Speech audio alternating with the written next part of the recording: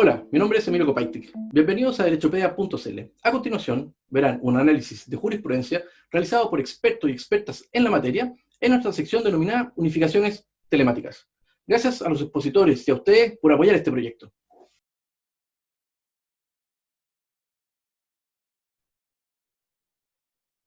Ya, muy bien.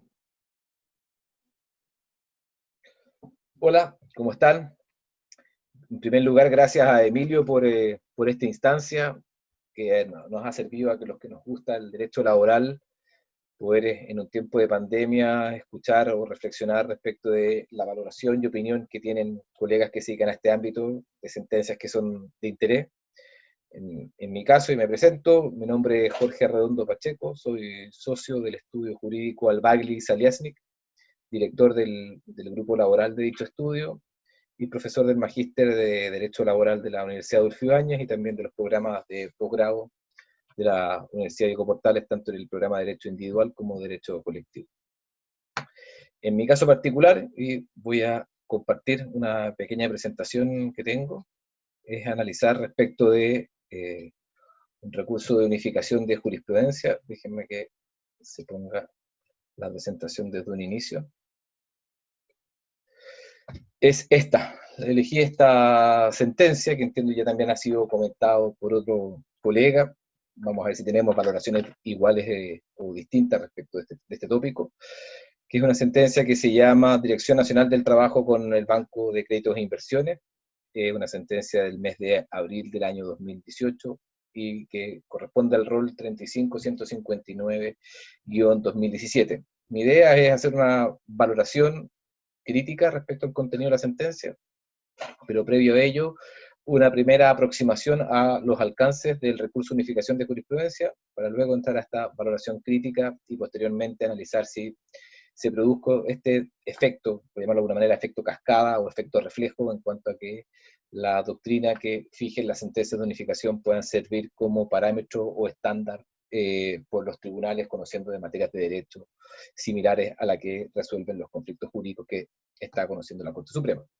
Así que eso es una presentación que intento no demorarme más allá de 10-12 minutos para poder captar su atención y entrar a lo medular de los aspectos que considero sustanciales de este proceso.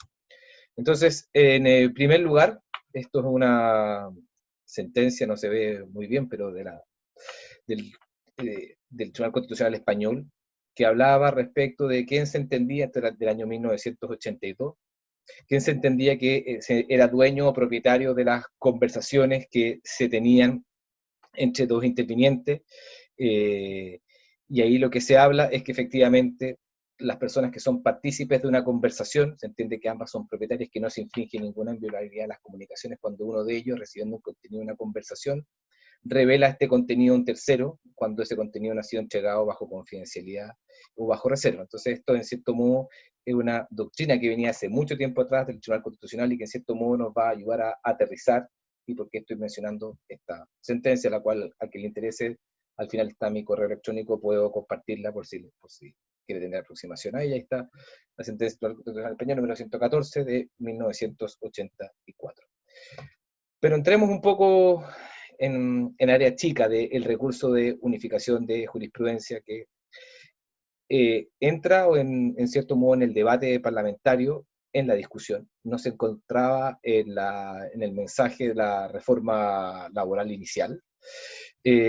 No existe, en cierto modo, en nuestro derecho comparado una norma que sea asemejable a este recurso de unificación de jurisprudencia, sino que más bien esto viene sacado del modelo español, de lo que se llama el recurso de unificación de doctrina, que está contemplado en el artículo 217 de la Ley de Procedimiento Laboral Español, y que se le define, y esto es una definición de la más alta doctrina española, que el profesor Olea y la profesora Casas Bamonde establecen, que es una modalidad casacional excepcional, y que tiene una finalidad, y esa finalidad es garantizar la homogeneidad de la doctrina de los tribunales laborales, y bajo un supuesto, y ese es el supuesto español, que claramente es replicable al modelo chileno, que es que exista una plena identidad entre los hechos, los fundamentos y las pretensiones que se ventilan tanto en el proceso que se está conociendo como en lo que se ha venido a denominar la sentencia de contraste. Y ese parámetro del recurso de unificación de doctrina español es lo que se tiene en consideración, y así, por ejemplo, la discusión parlamentaria, el asesor del ministro de Justicia en el mes de marzo del año 2008, a propósito de este recurso, dice que tiene una finalidad. Y esta finalidad es uniformar criterios e interpretaciones y sentar una especie de precedente, teniendo en claro que efectivamente en nuestro país está el efecto relativo a la sentencia, por tanto el presente como tal no existe, y por ello es que al analizar o valorizar esta sentencia es que hacia el final intento ver si ese concepto del precedente o de este criterio de uniformar criterio e interpretación efectivamente en los hechos se está cumpliendo o no se está cumpliendo. Luego, aquí tenemos dos, en cierto modo, doctrina más bien nacional, que habla de en qué consiste el recurso de unificación de jurisprudencia, y la finalidad es que ocurren efectivamente ante igualdad de pronunciamientos judiciales, eso es lo medular, sobre eso voy a entrar más adelante, y tener una interpretación uniforme de la Corte Suprema, que siempre ha sido el anhelo por parte de la Corte Suprema. Esto es un discurso que hizo el magistrado don Sergio Muñoz en la inauguración del año judicial 2014, y que siempre hablaba que con la idea de tener una seguridad jurídica, la idea es otorgar efecto vinculante a las sentencias dictadas con motivo de los recursos de unificación de jurisprudencia, a efecto de que constituyen un precedente en que los tribunales deben otorgar seguridad y hacer realidad los derechos fundamentales de igualdad ante la ley y la justicia. Esto es una apreciación doctrinaria y de posición que tenía el magistrado Muñoz en el año 2014. Con eso en consideración, es decir, el ámbito del derecho comparado, los presupuestos que deben concurrir en cuanto a hechos, fundamentos y pretensiones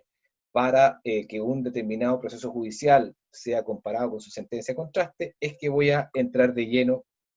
a esta materia. Esta materia, entonces, trata del siguiente problema. Por lo que dice la misma sentencia de la Corte Suprema, la materia de derecho objeto del juicio. Recordemos que ese es el presupuesto procesal que debe concurrir para que la Corte Suprema declare admisible el recurso y entre en fondo en cuanto a su valoración. Lo dice, perdón que lo señale textualmente, es determinar que la grabación de las expresiones vertidas por un representante de la empresa en el ejercicio de sus facultades disciplinarias, sin que tenga conocimiento del hecho de ser grabado, constituye un medio lícito en tanto no forma parte del ámbito personal, íntimo o privado, ni existe expectativa de privacidad que permita sostener que los dichos tuvieran el carácter de secretos o reservados. Entonces, la primera aproximación que tenemos es si este efectivamente es un problema sustantivo o es un problema procesal. En mi apreciación, estamos eminentemente ante un problema procesal. Hay una regla, el artículo 453, número 4 del Código del Trabajo, que establece los medios de prueba que no pueden ser valorados por el juez al momento de fallar. Y establece, y ahí está la famosa discusión, que también se hace cargo de esta sentencia, que son aquellos obtenidos con infracción de derechos fundamentales, perdón que cite directamente la norma, son obtenidos directo o indirectamente por medio de ilícitos o a través de actos que impliquen la violación de derechos fundamentales. Es la norma del 453, número 4. Que uno pudiese pensar que es la materia de derecho objeto de este juicio, pero no. La materia objeto de derecho de este juicio, lo dice la misma Corte Suprema, es esa. Es este tema, de cierto modo, de contexto que señala. Y ahí entramos con una cuestión no menor que también la doctrina nacional. El magistrado Milton Huica, en una actividad que se llamaba Los martes al colegio, del Colegio de Abogados, señala precisamente que el recurso de unificación de jurisprudencia no debiese resolver cuestiones procesales, sino que el aspecto sustantivo del juicio. Y lo señala expresamente, la cuestión básica de esta impugnación es evitar errores de derecho en el sentido sustantivo y no en el procesal del código. Entonces, ¿cuáles fueron los presupuestos de hecho que se dieron en este caso? Ocurre que un representante de la empresa, en un contexto de conflictividad laboral, sostiene una conversación con un grupo de trabajadores. No era un grupo muy masivo, habrán sido no más de 15 que fueron citados exclusivamente en dependencias de la empresa para obtener la declaración o esta conversación con el representante de la empresa, que se encuentra entonces investido por esa calidad, ser el representante de la empresa y además ser quien verbalizaba la opinión de la empresa. Y en ese contexto, quienes participan de esa conversación, uno de ellos de manera clandestina, oculta, subrepticia y no consentida por el emisor de las declaraciones, procede a grabarla. Y en el contexto de esa grabación emite comentarios que no develan aspectos de su vida íntima o personal, y comentarios que tendrían posteriormente, dice el tribunal tanto de la instancia como la Corte Suprema, no así la Corte de Apelaciones, tendrían un impacto directo en cuestiones de índole de práctica antisindical por entrometerse en cuestiones que dicen relación con la libertad sindical o las actividades propias de la acción sindical, y que esos epítetos además habían producido un resultado, por tanto se había producido un proceso de desafiliación por parte del sindicato. Entonces,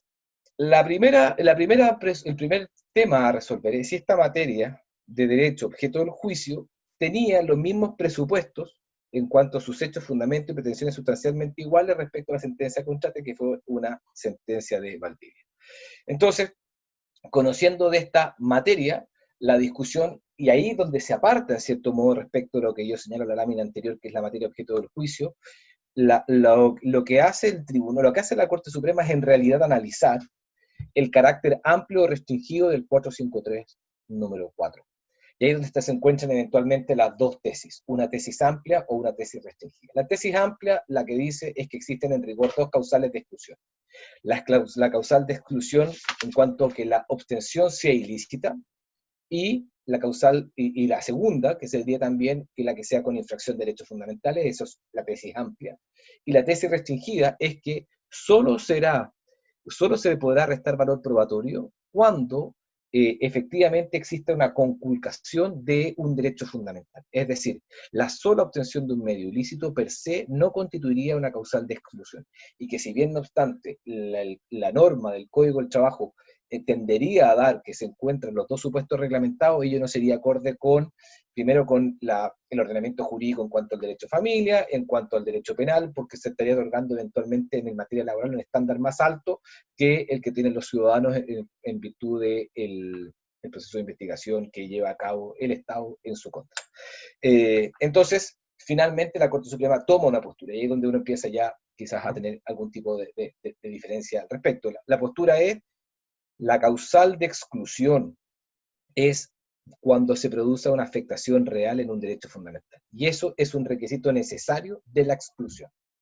No es un requisito entonces de entrada, sino que es un requisito final. La violación de un derecho fundamental, la extralimitación de una acción, de la obtención, pero que produzca un resultado concreto, que es la vulneración como digo, del derecho fundamental. Pero la pregunta que subyace en este caso es si la Corte Suprema entró a resolver el 453 número 4, o si eso en rigor presentó otra materia de derecho para finalmente entrar a resolver esa norma. Y en mi apreciación, toma en cierto modo aspectos de hecho que se dan en el proceso laboral para hacer una valoración jurídica distinta de la materia objeto del juicio que señalan los primeros considerantes de su sentencia. ¿Y cuáles son esos hechos que le da un realce en cierto modo más relevante? Primero, que existía una huelga prolongada en la institución, que existía un grave conflicto de relaciones laborales, que existía un clima confrontacional, y que no se advirtió a los concurrentes que se tratarían materias reservadas, sino que netamente materias de alcance laboral. Pero si uno desmenuza ahora la materia objeto del juicio, que señalo aquí en la lámina anterior, que está citado entre comillas, ¿cuáles son en cierto modo los elementos que consideró la Corte Suprema que son materia del juicio, que uno lo que tendrá que ver es si esto puede marcar un precedente en virtud de que se cumplen los mismos presupuestos? Esos elementos son: uno, que existan expresiones por un representante de la empresa. Lo segundo, que es el elemento materia objeto del juicio del derecho, es que este representante, cuando se mantiene una conversación de índole laboral con sus trabajadores, lo hace en ejercicio de facultades disciplinarias. Entonces ahí no permite hacer una divisibilidad, en cierto modo, de que lo que emite un representante de la empresa pueda ser opiniones de índole personal o opiniones de índole laboral. Per se, en este caso le otorga, cuando exista un conflicto de índole laboral y exista un representante designado por la empresa, a esa persona le da el carácter, a esa persona si se encuentra dotada de facultades disciplinarias. Tercer elemento, materia objeto de derecho al juicio, es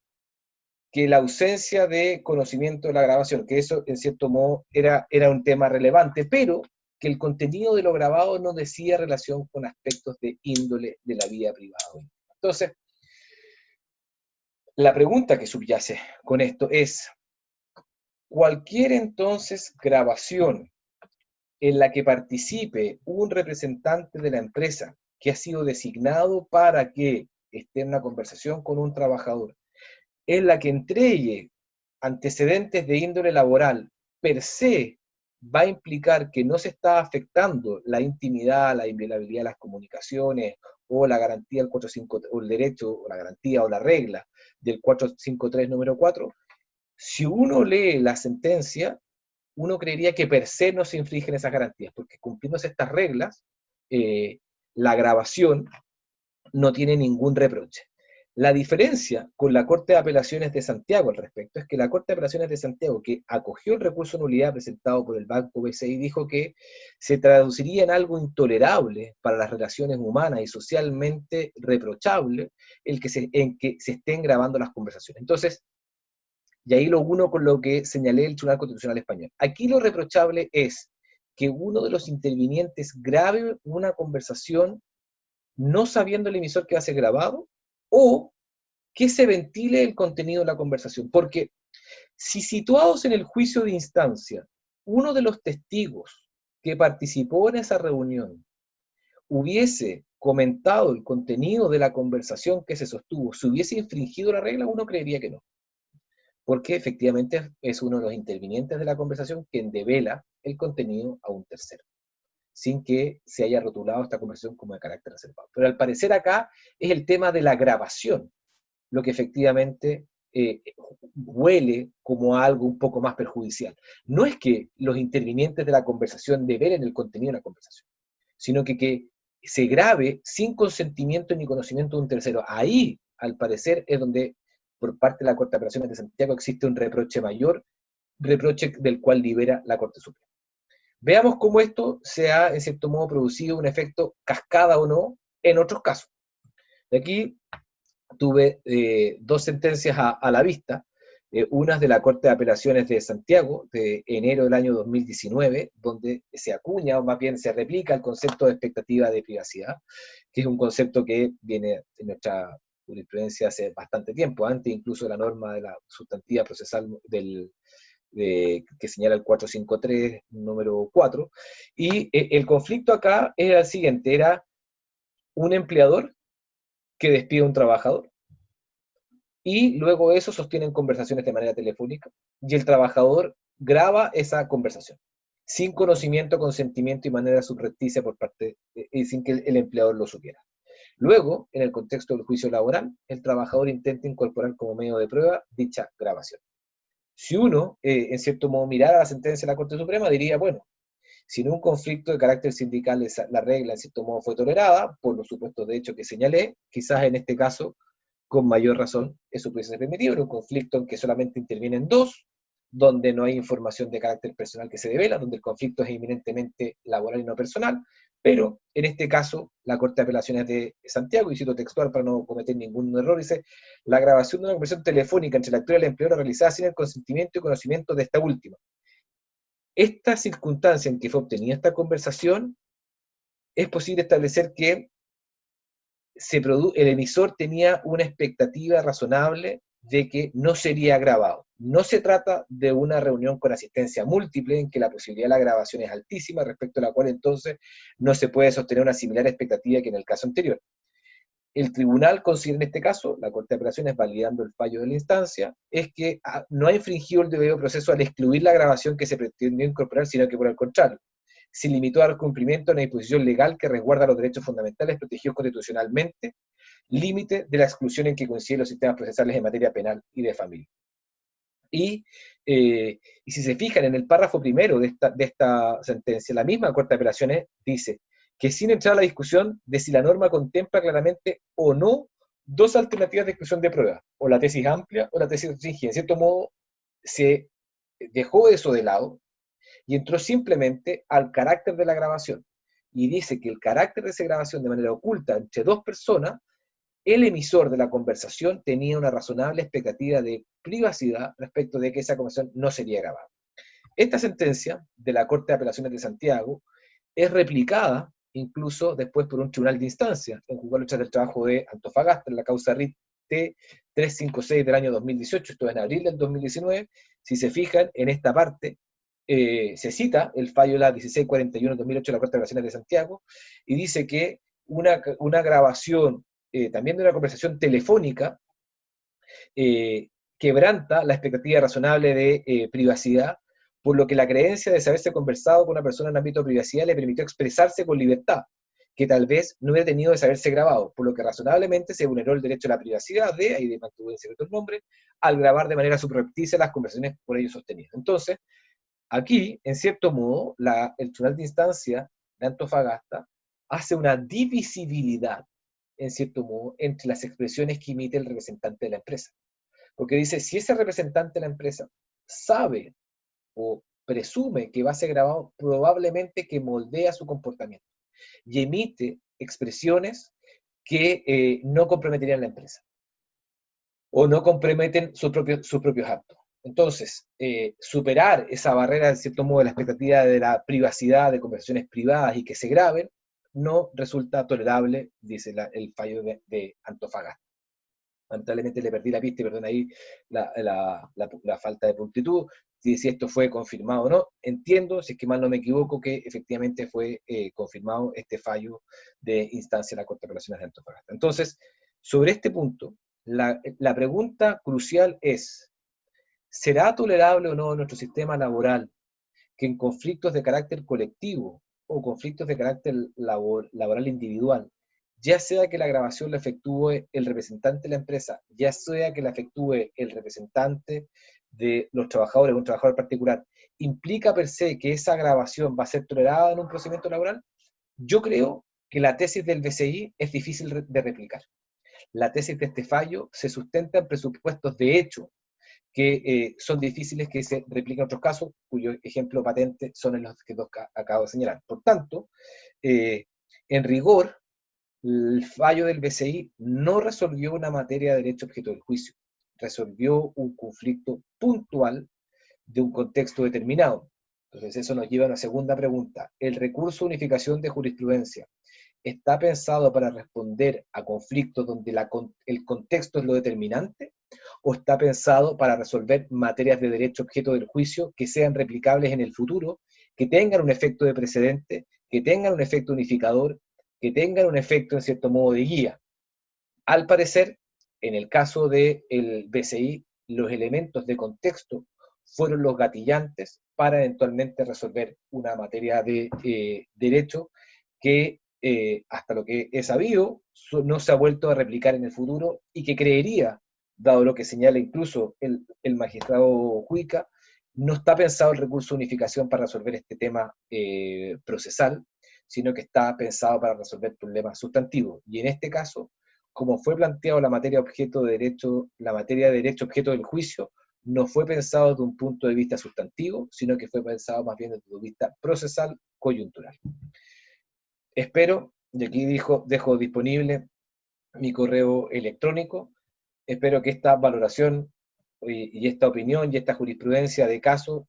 haya servido a los que estén interesados en esta materia, y quedo disponible por si eventualmente alguno quiere ahondar en estos puntos.